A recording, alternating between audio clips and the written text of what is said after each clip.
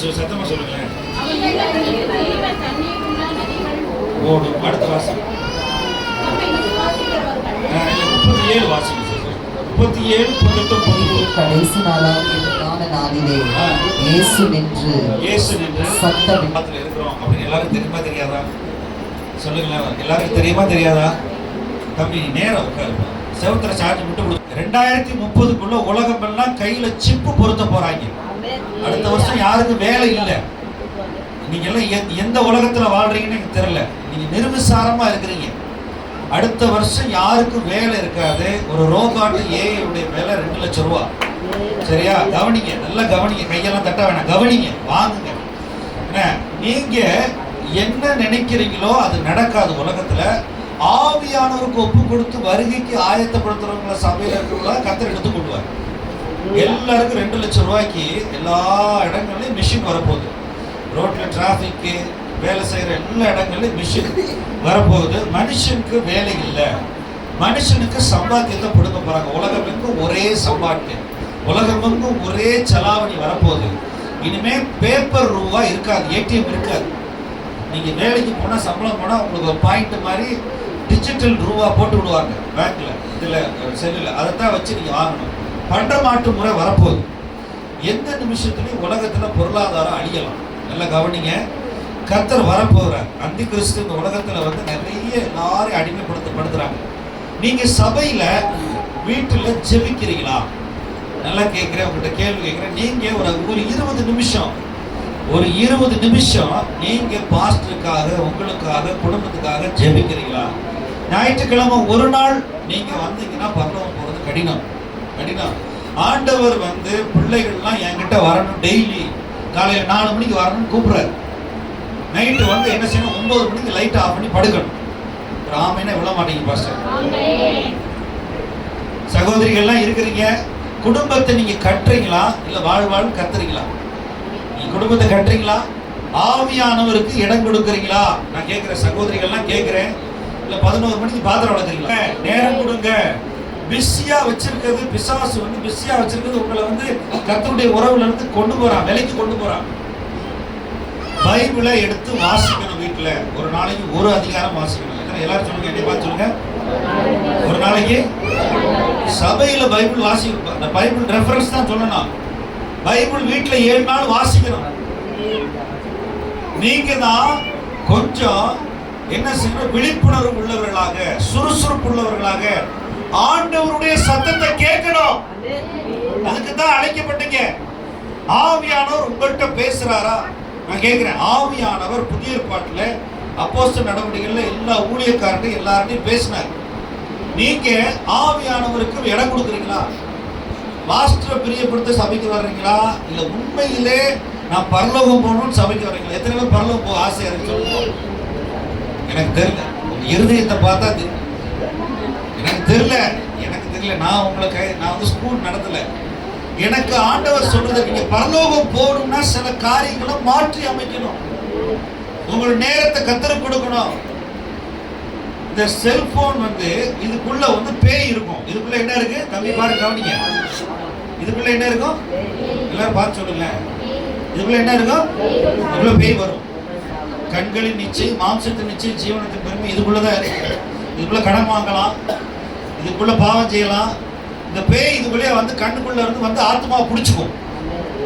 இதுக்கு மேல நான் சொல்ல மாட்டேன். அவன் இந்த சனியனை சுவிட்ச் ஆஃப் பண்ணாதான் ஆவியானவர் வந்து பேசுற சத்தம் கேட்கும். சொல்ற கவனிங்க. நானே என் மனைவி நாங்க ராத்திரில விடிய செல்போன் பார்க்கறது கிடையாது. சுவிட்ச் ஆஃப் பண்ணிடுவோம். கவனிங்க. உபவாசம் இருக்கிறீர்களா? திருவிருந்து தேவனுடைய அன்பு பந்தி எடுக்க போறீங்க. உபவாசம் இருக்கிறீங்களா? வாரத்துக்கு ஒரு நாள் ஒருவேளை சாப்பாடை தள்ளி போடுறது உபவாசம் இல்லை. நீங்க இன்னைக்கு காலையில சாப்பிட்டா 24 மணி நேரம் தண்ணியை குடிச்சிட்டு அடுத்த நாள் காலையில சாப்பிடணும். அதுக்கு பிறகு உபவாசம் 24 மணி நேரம். உலகத்தா வெளியில உள்ளவங்க எல்லாருமே விரதம் இருக்கிறாங்க. நீங்க கத்தர் உபவாசம் இருந்தா தான் ஆவியானவர் வசனத்தை குறித்து பேசுற வார்த்தைகள் காதுல கேட்கும். நீங்க எல்லாரும் செல்போன், நீங்க எல்லாரும் என்னது சத்தமா சொல்லுங்களேன். வாயை திறக்க பண்ணிக்கிறாங்க. இதே இது சர்ச்சு முடியட்டும், வாய் எவ்வளவு பெருசா திறக்குது. வாயை மூட தான் இன்னைக்கு வசனம் சொல்லி தர போறேன். வாயை மூடுனா உபவாசம் இருந்தா ஆவியானுடைய சத்தம் கேட்கும், இல்லைன்னா கேட்காது. கேட்காது. உங்களை ஆண்டவர் படைச்சது எதுக்கு படைச்சிருக்காரு, அப்படி சபையில வச்சிருக்காருன்னா ஆவியானுடைய சத்தம் கேட்கணும். சரீரம் தேவனுடைய ஆலயம். நீங்க ஜெபிக்கணும், பிள்ளைகளுக்கு நேரம் செலவு பண்ணணும், பிள்ளைகளுக்கு நேரம் செலவு பண்ணி முழங்கால் போட்டு ஜெபிக்கணும். பாஸ்ட் வேலை ரொம்ப பாவப்பட்ட வேலை, கண்ணீரான வேலை. அந்த வேலை எனக்கு கொடுக்கல ஆண்டவர், என்னை மிஷினரியா கூட்டு போயிருக்கு. ஒரிசாக்காரனுக்கும் துபாய்க்கு என்ன எங்கெங்க சிலவனுக்கு சிங்களனுக்கு அப்படியே மொழி விட்டு மொழி ஜாதி விட்டு மிஷினரியா கூட்டு போயிருக்காரு. பாஸ்டரை வந்து ஓத்திரப்படுத்தாதீங்க, பாஸ்டரை ஓத்திரப்படுத்தாங்க. எதுக்கு எடுத்தாலும் பாஸ்டருக்கு ஜெபம் பண்ணி போதவருக்கு நீங்க உதவியா இருக்க, உதவி ஊழியரா இருக்க. பைபிள்ல வந்து போட்டிருக்கு, அபிஷேகம் பெற்றவன 6 பேரை உதவி ஊழியரா வச்சிருந்தாங்களா. பந்தி விசாரிப்புங்க பார்க்கணும். ஸ்தேவான அப்போஸ்தலனுடைய 6ஆம் அதிகாரத்துல நீங்க எல்லாரும் மனம் திரும்பணும். சொல்லுங்க, நான் மனம் திரும்பணும். சத்தமே வர மாட்டேங்க. என்ன படம் காட்டணும் வந்தீங்களா கேக்குறேன். நீங்க மனம் திரும்பணும். ஆண்டவர் ஆவியான சொல்றாரு. எத்தனை பேர் பரலோகத்துக்கு போக ஆசையா இருக்கு? கையை தூக்குங்க.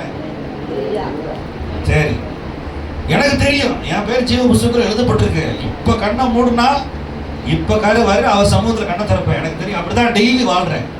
கர்த்தர் வருகை வரப்போகுது. கைவிடப்பட்டாது. 7 வருஷம் ஊத்துறவு காலம். 7 வருஷம் கொலை நடந்தாலும் கொலை வராது. ரத்தத்தை குடிச்சுதான் வாழ்வாங்க.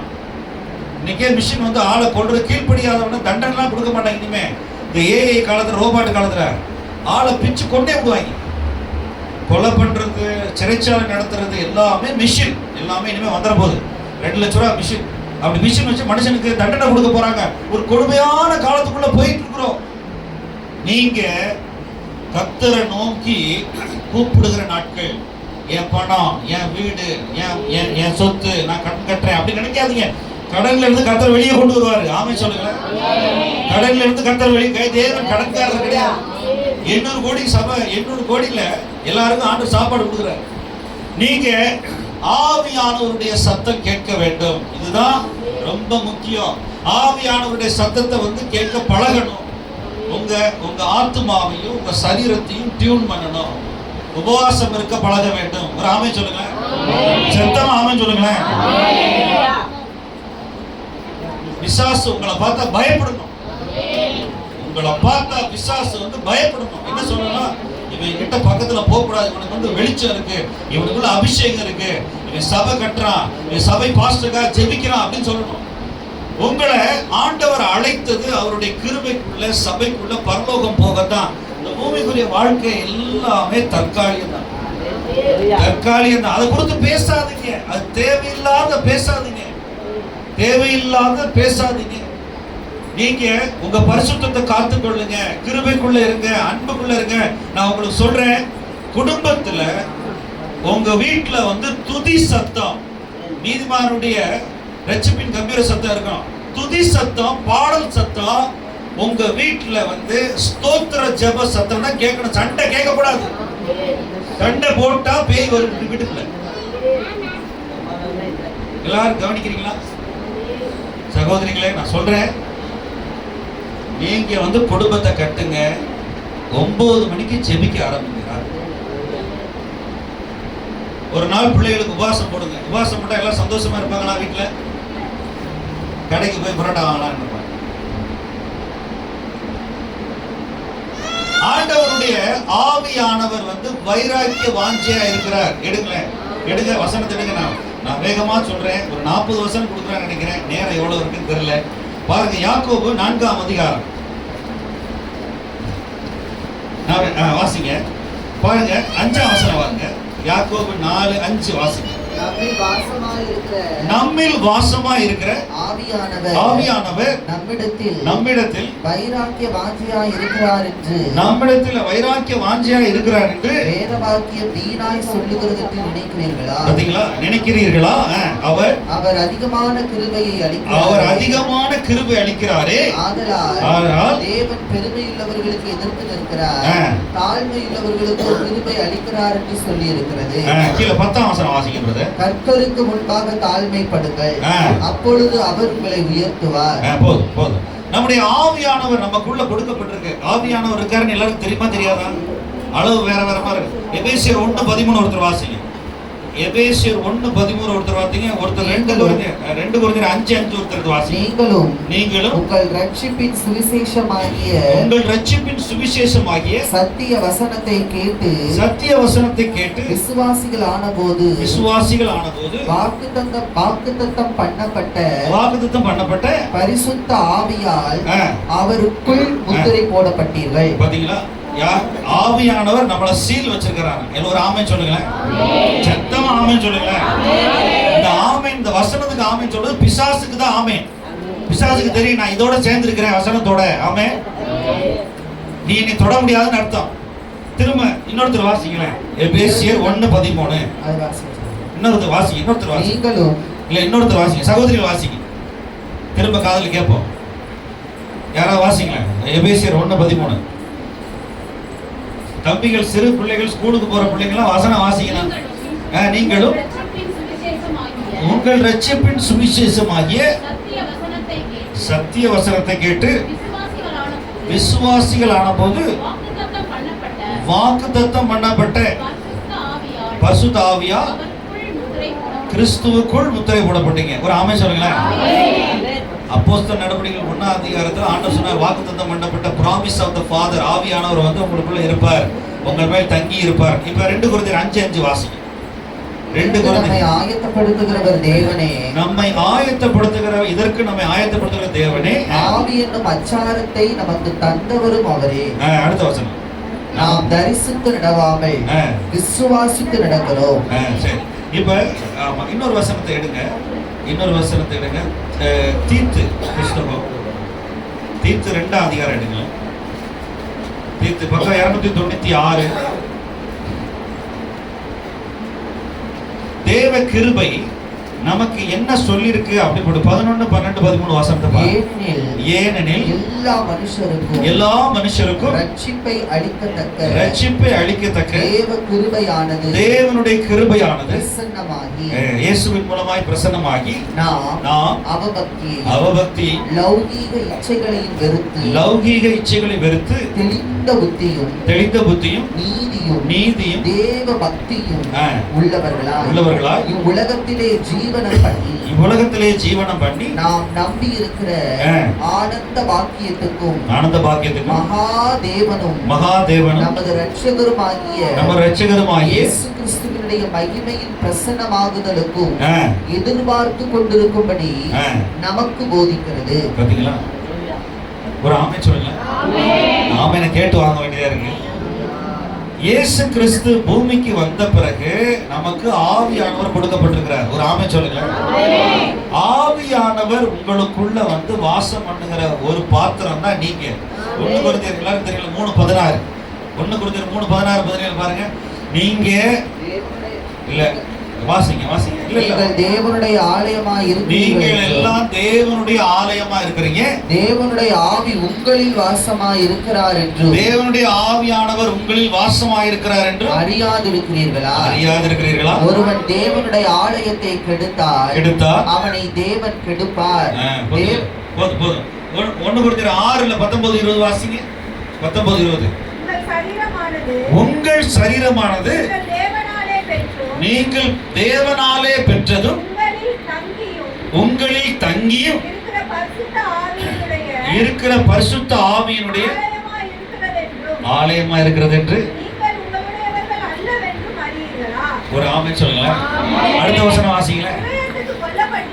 இரத்த கிரயத்துக்கு கொல்லப்பட்டீர்களே, அதான் திருவிருந்து கம்யூனியன். இரத்த கிரயத்துக்கு கொல்லப்பட்டீர்களே, ஆகையால் இந்த தேவனுக்குரிய சரீரத்துல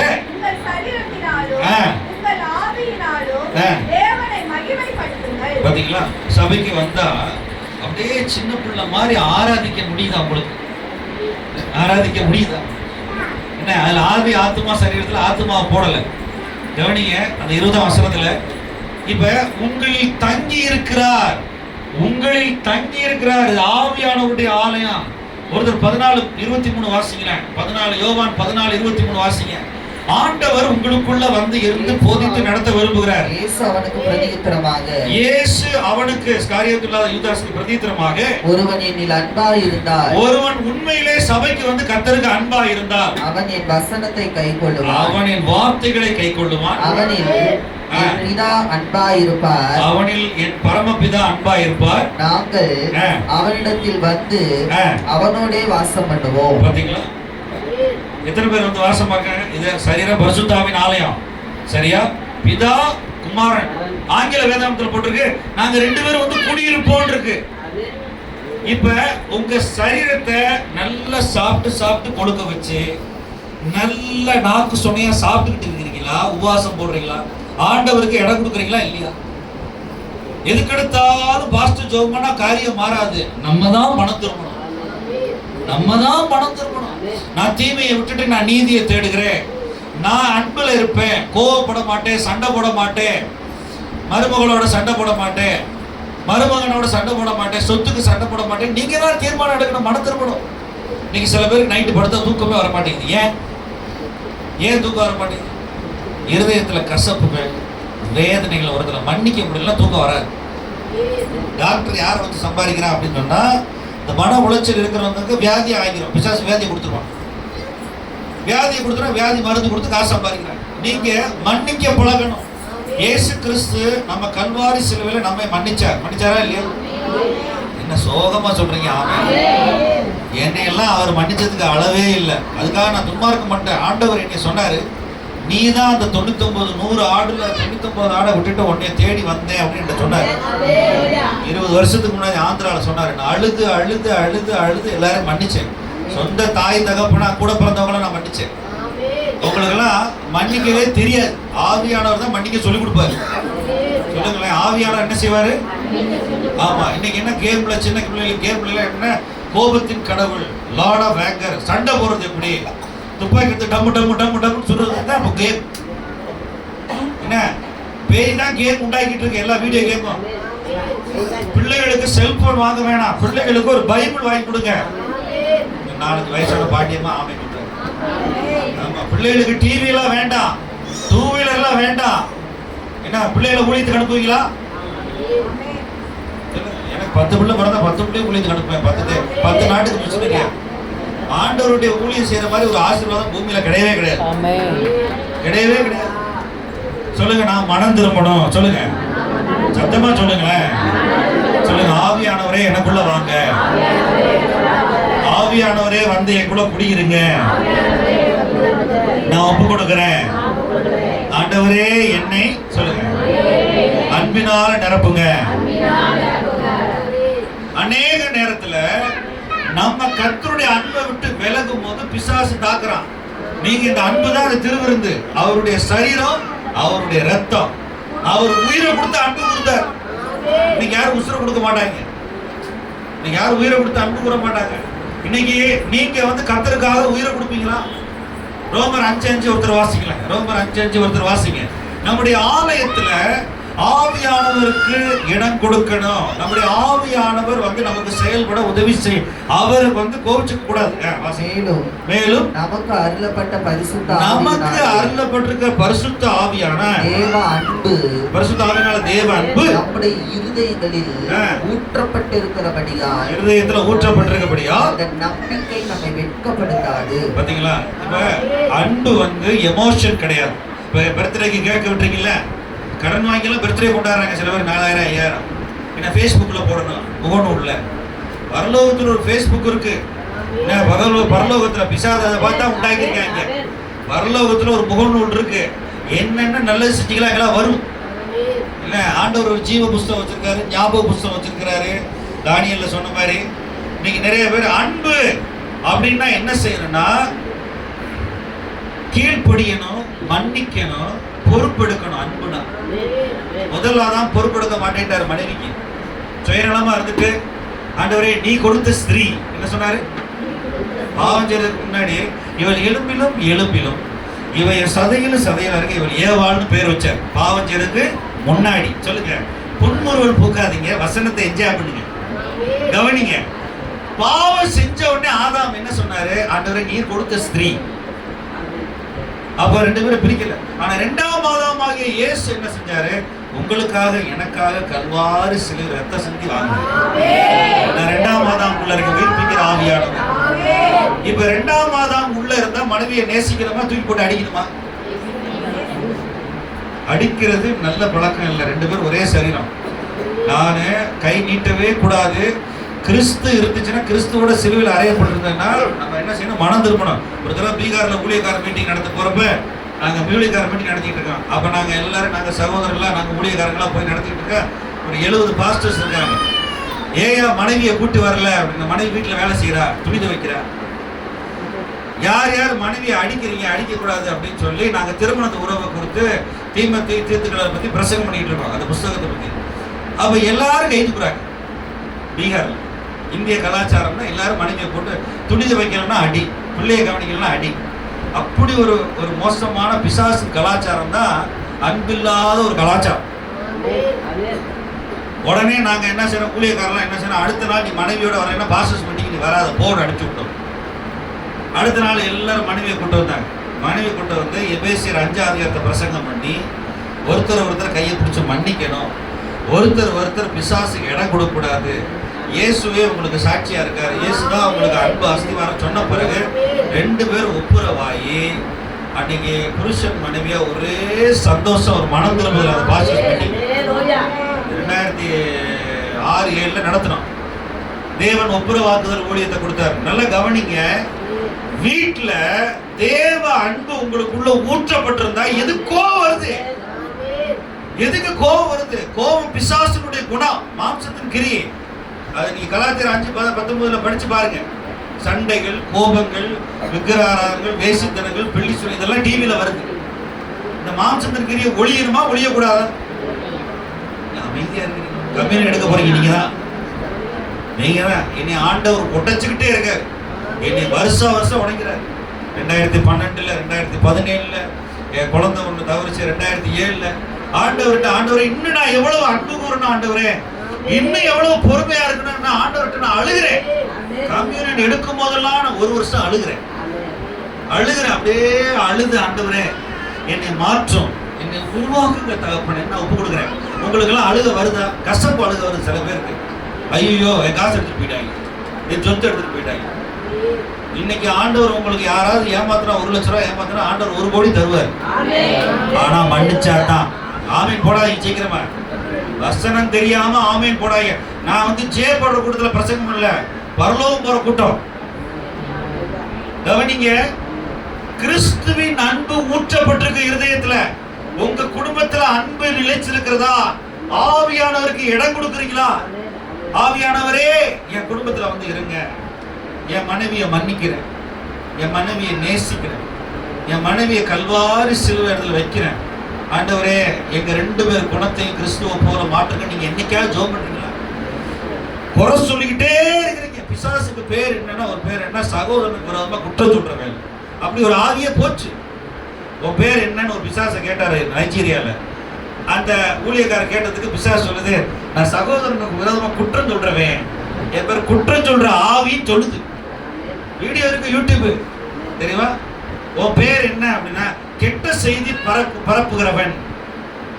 நியூஸ்ல, மீடியால, செய்தித்தாள்ல கெட்ட செய்தி பரப்புகிறவன். பிசாசுக்கு பேர்னா பேட் நியூஸ் பேரர். கெட்ட செய்தி, அது பேரு பிசாசு பேரு அதான். குற்றப்படுத்தாதீங்க, யாரையும் குற்றப்படுத்தாதீங்க. இயேசு கிறிஸ்துட்ட ஒரு பெண்ணை கொண்டு வந்தாங்க. ஏன்னா பெண்ணு தான் பலவீனமான பாண்டம். எல்லாரும் பெண்ணு மேல குப்பையை போடுவாங்க. ஆதாம் சொன்னா நீ கொடுத்த ஸ்திரீ. ஏன்னா இயேசு கிறிஸ்து ஒரு பெண்ணை யோவான் 8ஆவது இடத்துல கொண்டு வந்தாங்க. கொண்டு வந்த உடனே எல்லாரும் நியாயப்பிரமாணத்துல சொன்னாங்க, ஆண்டவரே இவனை தப்பு செஞ்சுட்டா, பாவம் கல்லெறிஞ்சு கொள்ளணும். ஆண்டவர் வாயே பேசல. பாருங்க, பாவமும் நியாயப்பிரமாணமும் நியாய தீர்ப்பும் உலக சட்டங்கள்லாம் உலகத்துல இருக்கு. இயேசு கிறிஸ்து வாயே திறக்காம அவர் என்ன செஞ்சாரு? மன்னிக்கிறவரா இருந்தார். கிருபை சத்தியம் நிறைந்தவரா. ஒரு ஆமென் சொல்லுங்களேன். சரி எல்லாரும் சொல்லுங்க. தேவ அன்பு பரிசுத்த ஆவியினாலே எனக்குள்ள ஊற்றப்பட்டிருக்கிறது. ஆண்டவரே அன்பில வாழும்படி எனக்கு உதவி செய்யுங்க, உலகத்தின்படி அல்ல. ஆமென் சொல்லுவோமா? இன்னொரு வசனத்தை எடுக்கலாம். எபேசியர் 4 எபேசியர் 4 பாருங்க, எபேசியர் 4 ஆமா 29-30. இது ஆவியானவர் குறித்து பாருங்க. வாசிங்க. புறப்பட வேண்டாம்.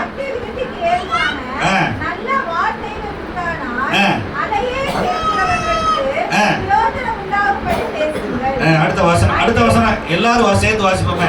எல்லாரும் சேர்ந்து. அன்றியும் நீங்கள் நுட்கப்படும் நாளுக்கென்று முத்திரையாக பெற்ற பரிசுத்த ஆவி என்ன படுத்தாதீங்க. உங்களுக்கு எதுக்கு டென்ஷன் வருது? என்ன நீங்க உங்களுக்கு எதுக்கு டென்ஷன் ஆகுறீங்க? என்ன ஆண்டவர் நமக்கு தாயின் வயிற்றுல பிறக்கும் போது இந்த சரீரத்தை கொடுத்தார். 40 வாரம். சொல்லுங்க, எல்லாரும் சொல்லுங்க. அப்பா அம்மா இருக்கிறவங்களாம் சொல்லுங்க, அப்பா குழந்தை பெற்றவங்களாம் சொல்லுங்க. 40 வாரம் எவ்வளவு? இந்த சரீரம் வந்து ஆஸ்பத்திரியில போய் மனுஷ கசாப்பு கடைக்காரன்ட்ட போய் அறுக்க போகக்கூடாது. அப்படின்னா நீங்க ஏசப்பாவோட கிருபையில அன்புலே இருக்கணும். ஊசி போடக்கூடாது, ஆபரேஷன் பண்ணக்கூடாது. அப்படின்னா கிருபைக்குள்ளே இருக்கணும். வாயில கெட்ட வார்த்தை வரக்கூடாது. ஒரு ஆமென் சொல்லுங்களேன். ஆவியானவரை துக்கப்படுத்தக்கூடாது. ஆவியானவர் போயிடுவார், உங்களை விட்டு போயிடுவார். ஆவியானவரை துக்கப்படுத்தினா அந்த சரீரத்தை விட்டு போயிடுவார். ஆவியானவர் உள்ளேயே ஒரு முத்திரையா இருக்கிறார். அது உங்களுக்கு அளவு வேற. அனாயிட்டிங்ல வந்து ஒவ்வொருத்தருக்கும் ஆண்டவருடைய பிரசன்னத்துல போக போக போக அனாயிட்டிங், அந்த அபிஷேகம் கூடிக்கிட்டே போகும். ஆனா ஆவியானவர் இருக்கிறார். ஆவியானவர் வசனத்தை கொண்டு சொல்லி தருவாரு, ஊழியக்காரர் மூலமா சொல்லி தருவாரு, ஞாயிற்றுக்கிழமை சர்ச்சில் சொல்லி கொடுப்பாரு. ஆவியானவர் வந்து பிரசங்கத்துல சொல்லி கொடுப்பாரு. நம்ம என்ன செய்யணும்? ஆவியானவருடைய சத்தத்தை கேட்கணும். என்ன சொல்லுங்க? சத்தத்தை கேட்கணும். சொல்லுங்களேன். ஆவியானவருடைய சத்தத்தை கேட்கணும். ஆவியானவர் நீதிக்கு நேரா, அன்புக்கு நேரா, சமாதானத்துக்கு நேரா, கிருபைக்கு நேரா, பரலோகத்தில் இருக்க பிதாவுக்கு நேரா நடத்துவார். ஆனா நம்ம இஷ்டத்தை, நம்ம சுய சித்தத்தை செஞ்சு சுயஞானத்தில் இருக்கும்போது ஆவியானவர் ஒப்பு கொடுத்துருவார். கவலைப்பட மாட்டேன். எப்படி ஆண்டவர் சத்தத்தை கேட்கறதுன்னு நினைச்சீங்கன்னா ஃபர்ஸ்ட் உபவாசம் போடுங்க. என்ன செய்யுங்க? வார்த்தையே வர மாட்டேங்குது. இது எப்படி ஆகும் கர்த்தாவே? எல்லாரும் மரியாள் சொன்ன இது எப்படி ஆகும் கேட்டா, கர்த்தருடைய ஆவியானவர் உண்மையில் வருவார். சொல்லுங்க, கர்த்தருடைய இது எப்படி ஆகும்? கிச்சனுக்கு லீவ் போட்டா வர்ற கோபத்தை பார்க்கணும்.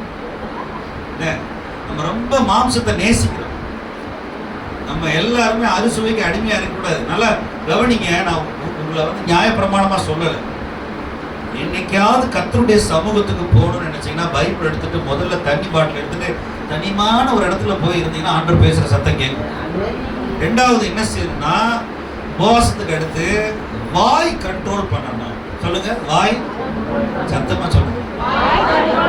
வாயில யாரை கொடுத்து பேசக்கூடாது. மனைவி கணவர் வீட்டை பத்தி பேசக்கூடாது, கணவர் மனைவி வீட்டை பத்தி பேசக்கூடாது. அப்படி பேசினா மன்னிப்பு கேட்கணும். வாயை வந்து கொஞ்சம் கண்ட்ரோல் பண்ணிட்டு என்ன செய்யணும்? பேச்சையும் குறைக்கணும், சாப்பாட்டையும் குறைக்கணும். இது எப்படி நடக்கும் பாஸ்டர்? இதெல்லாம் பேசுறது இந்த உலகத்துல நடக்குமா? ஜொமாட்டோல வந்து வீட்டுல வந்து கொடுத்துக்கிட்டு இருக்கா, இச்சையை வளர்த்துக்கிட்டு இருக்கா. ஏன்னா நம்ம ஊர்ல அப்படி ஃபோன் பண்ணா வந்துருது.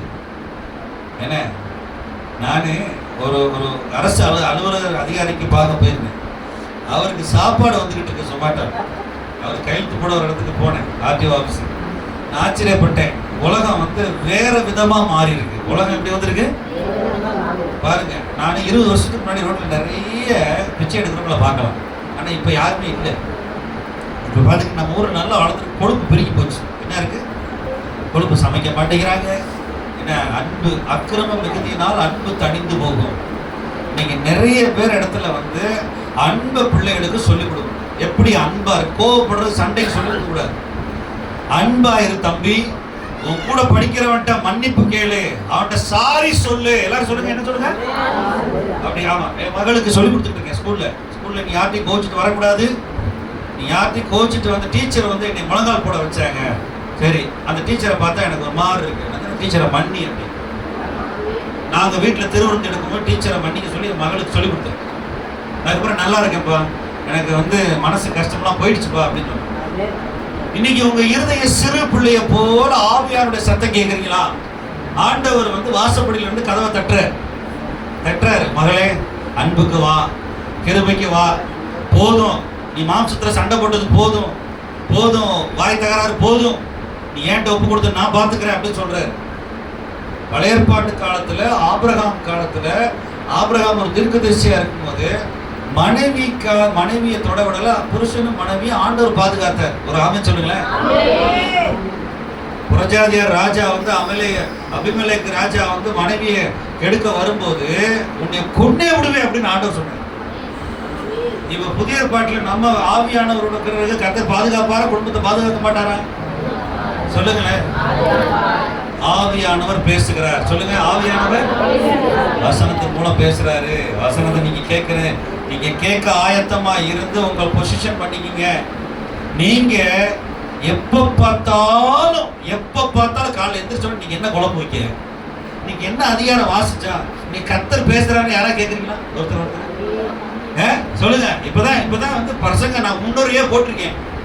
என்னை விட்டா உங்களை 3 மணி நேரம் உட்கார வச்சிருப்பேன். எல்லாரையும் அபிஷேகத்துக்குள்ள நடத்திடுவேன். என்ன இது வந்து என்ன சொல்றேன்னா, கன்வென்ஷன் கூட்டம் மாதிரி உங்களை 3 மணி 4 மணிக்கு அனுப்பிச்சிடலாம் சாப்பாடை போட்டு. கவனிங்க, இன்னைக்கு எந்திரிச்ச உடனே எண்ணத்தை புசிப்போம், எண்ணத்தை குடிப்போம், எண்ணத்தை உடுத்துவோம். இதுதான் குழப்பு. லீவ் போடுங்க, கிச்சனுக்கு ஆண்டவரை தேடுங்க, ஆண்டவரை நேசிங்க. மரியாள் யார் பாதத்தில் இருந்தா சொல்லுங்க. என் மனைவிட்ட நான் கல்யாணம் முடிச்ச புதுசுல சொல்லுவேன், உன்னை ஆண்டவரை அழைச்சது வந்து பாத்திரம் விளக்கவும் துணி துவைக்கவும் வீடு குட்டை இல்ல, ஆண்டோட சமூகத்துல நம்ம 2 பேரும் கூடிய முழங்கால். அவளுக்கு மனைவிக்கு நிறைய மாப்பிள்ளை வந்தாங்க. ஊழியக்காரன் தான் கல்யாணம் பண்ணி எனக்கு கல்யாணம் பண்ணாங்க. நல்லா சொல்றேன், கவனிங்க. உங்களுக்குள்ள ஆவியானவர் வந்து வைராக்கிய வாஞ்சையா பேச ஆசைப்படுறாரு. உங்களை சகல சத்தியத்துக்குள்ள நடத்த, உங்களை அன்புக்கு நேரம் நடத்த ஆசைப்படுறாரு. ஆனா சபைக்கு வரும்போது நம்ம என்ன செய்யறோம்? சோகத்தோட பேகேஜ் தூக்கிட்டு வரோம். நம்முடைய தேவையில்லாத காரியங்கள். ஆவியானவருக்கு இடம் கொடுங்க. ஆவியானவரே எங்களை அன்புக்கு நேரம் நடத்துங்க. உங்க வீட்டுல ஒரு பிரச்சனை அப்படின்னு சொன்னா உடனே பாஸ்டர் கூட்டு வந்து ஜெபம் பண்ணுங்க. வீட்டுல வந்து உபவாசம் பண்ணி ஜெபம் பண்ணுங்க. டிவியெல்லாம் ஆஃப் பண்ணுங்க. டிவியை வந்து கொஞ்சம் ஆஃப் பண்ணுங்க. ஆகாயத்து அதிகார பிரபு பிசாசு 2:2 பிசாசுக்கு பேர் என்ன? The Prince of the Air. ஆகாயத்து அதிகார பிரபு என்ன செய்வான்னா, இந்த டிவி சேட்டலைட் செல்போன் வழியா தான் உள்ள வருவான் இருதயத்துக்கு. அடுத்த ஒரு வசனத்தை பாருங்களேன். யாக்கோபு 1:26 பாருங்க. யாக்கோபு 1:26. உங்களில் ஒருவன் எதை அடக்காம, சத்தமா சொல்லுங்க, நாவை அடக்காமல் தன்னுடைய இருதயத்தை வஞ்சித்து தன்னை பெரிய தேவபக்தி உள்ள மனுஷன் நினைத்தா பாத்தீங்களா எப்படி போட்டிருக்கீங்க? சில நேரம் ஆண்டவர் பேசாம இருங்கன்னு சொல்ற, பேசாம இருக்கிறீங்களா? என்ன எல்லாரும் என்ன புதுசா பாக்குறீங்க?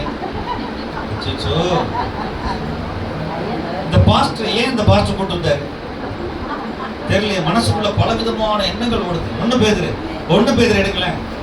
புதிய ஏற்பாட்டுல சபைக்கு அப்போஸ்தலர்கள் எழுதுனதுதான் உங்களுக்கு காண்பிக்கிறேன். யாக்கோபு எழுதுனது 1 பேதுரு 3ஆம் அதிகாரம் 9-10 வாசிங்க.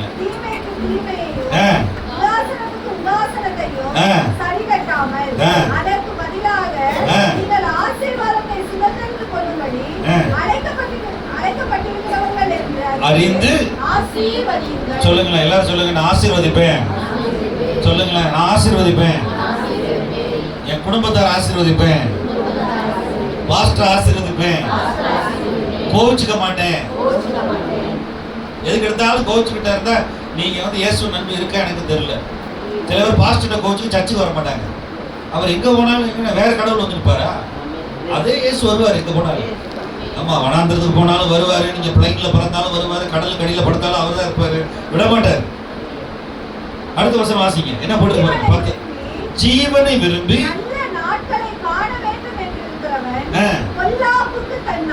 திரும்ப நாவு சொல்றாரா? பேதுரு யாக்கோபு 1:26 சொன்ன மாதிரியே நாக்கு சொல்றாரு. விலக்கி காத்து தீமையானது விட்டு விலகி சமாதானத்தை தேடி அதை பின்தொடர கடவன். பாத்தீங்களா? அதுக்கு அடுத்த வசனம் சேர்ந்து வாசிப்போம். 12 எல்லாரும் சேர்ந்து வாசிப்போமா? கர்த்தருடைய கண்கள் நீதிமான்கள் மேல் நோக்கமாய் இருக்கிறது, அவருடைய செவிகள் அவர்கள் வேண்டுதலுக்கு கவனமாய் இருக்கிறது. தீமை செய்கிறவர்களுக்கோ கர்த்தருடைய முகம் விரோதமாய் இருக்கிறது. ஒரு ஆமென் சொல்லுங்களேன். இந்த ஆமை நீங்க போடுற ஆமை எல்லாம் எனக்கும் கிடையாது, பாஸ்டருக்கும் கிடையாது, இது பிசாசுக்கு. இது என்னது? பிசாசுக்கு வசனத்தை கொண்டும் இயேசுவின் ரத்தத்தை கொண்டும் ஜெயிக்கலாம். பிசாசுக்கு தெரியும் நம்ம கர்த்தருடைய வசனத்தோட இணைந்து இருக்கிறோம். ஆமென் சொல்லுங்களேன். தீமை செய்கிறவனை கர்த்தர் பார்க்கவே மாட்டாரா. நன்மை செய்கிற நீதிமானுக்கு ஜெபம் பண்ணா ஆண்டவர் கேட்பாராம். ஆவியானவர் பேசுகிறார். சொல்லுங்களேன். ஆவியானவர் பேசுகிறார். திரும்ப சொல்லுங்களேன். அப்போஸ்தலர் நடபடிகள் எடுங்க 10ஆம் அதிகாரம். அப்போஸ்தலர் நடபடிகள். ஆவியானவர் பேசுறதுக்கு உதாரணம் 2 உதாரணம் சொல்றேன்.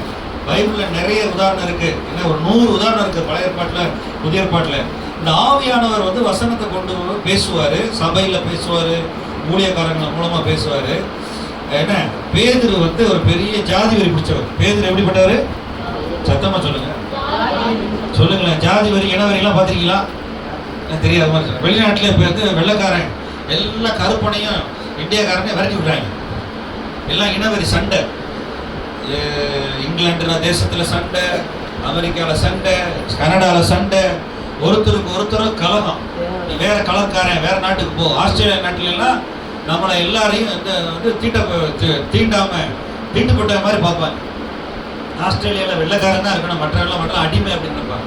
அந்த காலத்துல எல்லாம் பிசாசு எப்படி இந்த காந்தி சுதந்திரம் வாங்கின காலத்தில் 1947 இந்தியர்களை வந்து ரொம்ப அடிமையாக நடத்துற மாதிரி இந்த மாதிரி அடிமைத்தனம், இனவரி, ஜாதி வரிலாம் இன்னும் உலகத்தில் இருக்க ஜனங்களை என்ன செய்கிறாங்க. இப்போ எல்லாம் இந்த ஹியூமன் டிராஃபிக்கிங் அப்படின்னு சொல்லி எல்லாரும் என்னென்ன ஒரு பெண்ணை வந்து விற்கிறாங்க.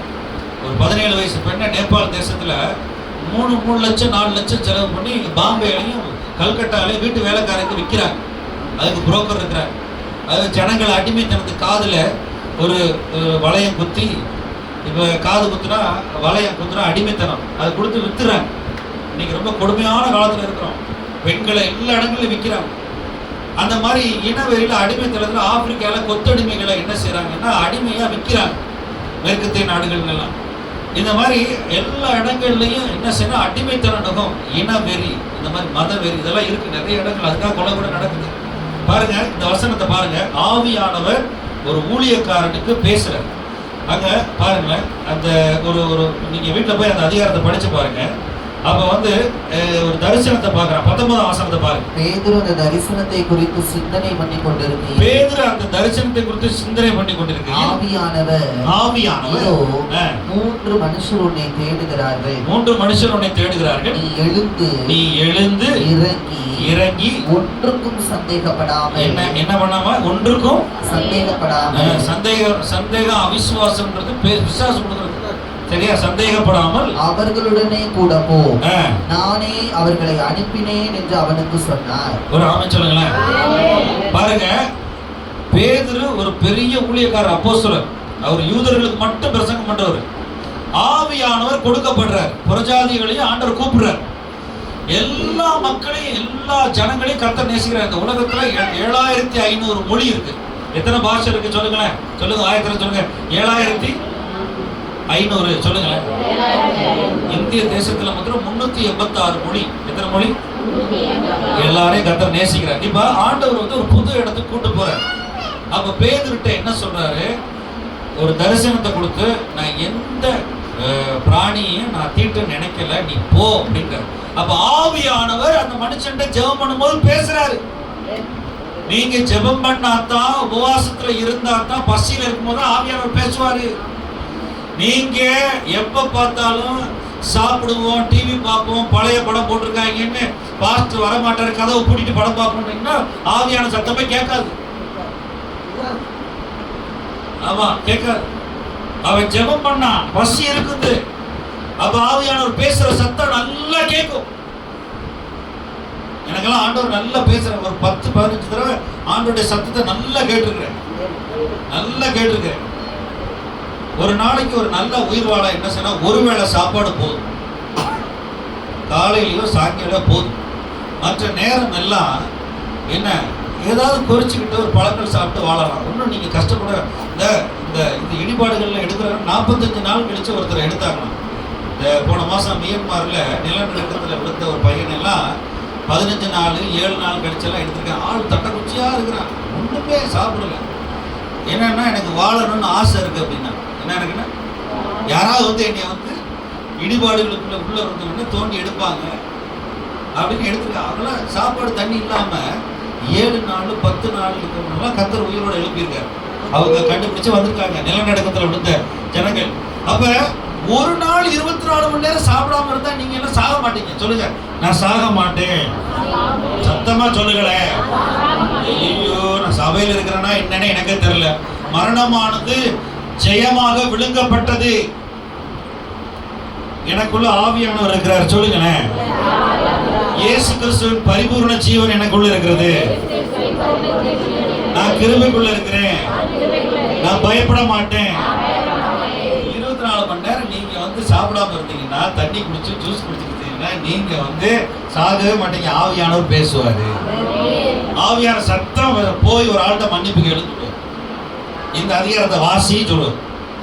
இல்ல பாஸ்டர்கிட்ட போய் ஜெபம் பண்ணு சொல்லுவார். ஆண்டவர் பேசுற சத்தம் கேட்குமா கேட்காதா? சொல்லுங்களேன். எல்லாரும் என்னை காட்டிலும் தெளிவா இருக்கிறீங்க. இருதயத்தையும் ஆத்மாவையும் டியூன் பண்ணணும். இந்த உலகத்துல ஆண்டவர் உங்களை கைவிடவே மாட்டார். கைவிடவே மாட்டார். அடுத்து ஒரு வசனத்தை பாருங்களேன். ஆவியானவர் பேசுறத அப்போஸ்தலர் நடவடிக்கைகள் 13 அதிகாரம். நீங்க வந்து ஆவியில வளரணும், அன்புல வளரணும், நீதியில வளரணும். அதான் கர்த்தருடைய ஆசை. நான் உங்களுக்கு ஜெபிக்கிறது எல்லாம் 13 அதிகாரத்துல ஊழியக்காரனுக்காக ஜெபிக்கிறாங்க. பாருங்க, அவங்க ஒரு 5 பேர் பாஸ்டர், தீர்க்கதரிசி எல்லாம் ஜெபிக்கிறாங்க. 2ஆம் வசனம் வாசிக்கிறது. 2, 3. அவர்கள் கர்த்தருக்கு ஆராதனை செய்து உபவாசித்துக் கொண்டிருக்கிற போது போதும். உபவாச ஜெபத்துக்கு எத்தனை பேர் வர்றீங்க? பாஸ்டர் நடத்துறாங்களா இல்லையா? சாப்பிட்டுட்டாவது வர்றீங்களா? உபவாச ஜெபம் நடக்குது. ஏன்னா நீங்க என்ன செய்றீங்க? நான் பிஸியா இருக்கிறேன். ஒரு நாள் பிஸியா இருப்பீங்க. என்ன ஆண்டவர் வருகை வந்துடும். எனக்கெல்லாம் ஆண்டவரே ஜனங்களை எழுப்புங்க, ஆவியை ஊற்றுங்க, எல்லாரும் ஆவிக்குரிய கண் திறக்காம இருக்கிறாங்க ஆண்டவரே அப்படின்னு நான் அழுகிறேன். என் பிள்ளைக்காக அழுகிறேன், ஒரு சபைக்காக அழுகிறேன், ஊழியக்காரருக்காக ஜெபிக்கிறேன். பாருங்க, உபவாசித்து கொண்டு இதே வார்த்தையை தான் நான் அப்போஸ்தலர் நடவடிக்கைகள் 10ஆம் அதிகாரத்தில் சொன்னேன். பாருங்க, உபவாசித்து கொண்டு இருக்கும் போது பர்னபாவையும் சவுலையும் நான் அழைத்த மிஷனரி ஊழியத்துக்காக அவர்களை பிரித்து விடுங்கள் என்று பரிசுத்த ஆவியானவர் திருவிழா பற்றினார். பாத்தீங்களா? ஓ மாமியார் வீட்டுல வரதட்சணை வாங்காதன்னு ஆவியானவர் சொல்லுவாரு. உன் மாமியாரை ஓத்திரப்படுத்தாத, உன் மாமியார் அம்மா மாதிரி பாரு அப்படின்னு சொல்லுவாரு. ஆவியானவர் பேசினார். உன் மனைவியை மன்னி உபவாசத்துக்கு ஜெபம் பண்ணும்போது உன் மனைவிட்ட வந்து காசு வாங்காத, அவளை ஆசீர்வதி, அவளுக்கு போய் ஒரு தங்க நகை வாங்கி கொடு, கிச்சன்லயே போட்டு கொல்லாத உன் மனைவிய. இதெல்லாம் பேச மாட்டார் ஆவியானவர். எனக்கு ஆவியானவர் பேசினார். நீ 1 வருஷம் பிரசங்கம் பண்ணாத, நீ 1 வருஷம் ஊழியத்துக்கு போகாத, உன் மனைவி மாசமா இருக்க, மனைவி கூட இருந்த. நான் இருந்தேன். அந்த வருஷம் தான் நிறைய காணிக்கை வந்துச்சு. நீ மனைவிக்கு புருஷனா இருந்து அவளுக்கு உதவி செய்ய ஜெபம் பண்ணேன். பாருங்க, அடுத்த வசனத்தை பாருங்க. ஆண்டவர் என்ன சொல்ற பேசுற. அவர்கள் உபவாசித்து அவர்கள் மேல் கைகளை வைத்து அவர்களை அனுப்பினார்கள். பாத்தீங்களா? நீங்க சபையில ஊழியக்காரர்கள் தேவை. உதவி ஊழியம் யார் செய்யறது? சொல்லுங்க, சத்தமா சொல்லுங்க. உதவி ஊழியர் சொல்லுங்க. பாஸ்டருக்கு ஆர்வம் ஊர் மாதிரி ஜெபிக்க ஆள் வேணும். தீமத்தையும் தீத்துக்கள் வேணும். யார் ஊழியத்துக்கு வர்ற நீங்க? ஊழியத்துக்கா பாஸ்டர்? நோவா வந்து பேழை கட்டும் போது எல்லாரும் பள்ள காட்டி சிரிச்சாங்க. இதே ஒரு முட்டா போய மழை எங்க வரப்போகுது.